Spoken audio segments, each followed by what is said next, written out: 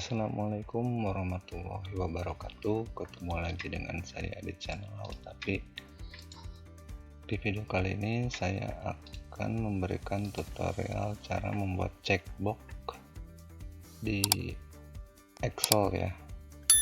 Nah, kita langsung aja buka Excelnya. Nah, saya di sini udah bikin katakanlah daftar hadir ya.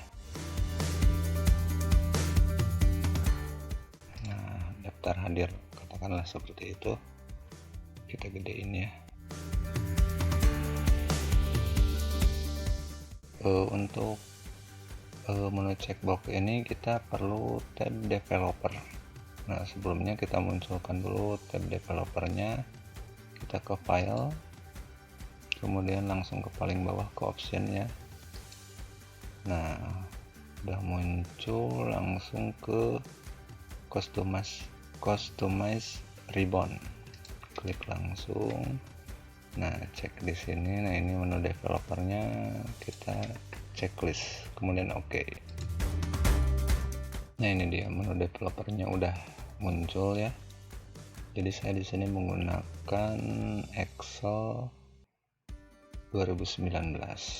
Nah, misalnya di sini kita bikin checkboxnya, kita ke developer ini, kemudian ke insert. Nah, di sini macam-macam ya, ada formnya. Nah, kita klik yang checkbox.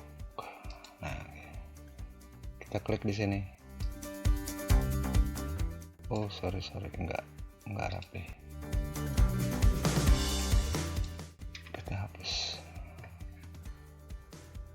Insert checkbox. Nah, seperti inilah ya. Nah, udah jadi, kita ganti aja namanya, misalnya hadir.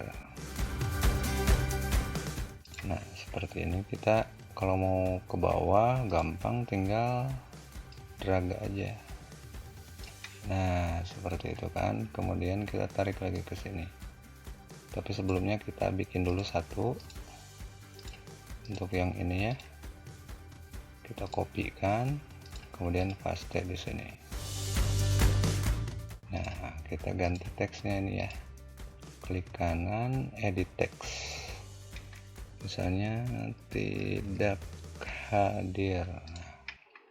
Nah, kemudian sudah ini, kita tarik langsung ininya, drag lagi ya. Nah kan, ini yang error satu nih. Nah, intinya seperti ini. Jadi kita bisa langsung checklist, mana aja yang diperlukan. Oke, sekian dulu tutorial dari saya, semoga bermanfaat.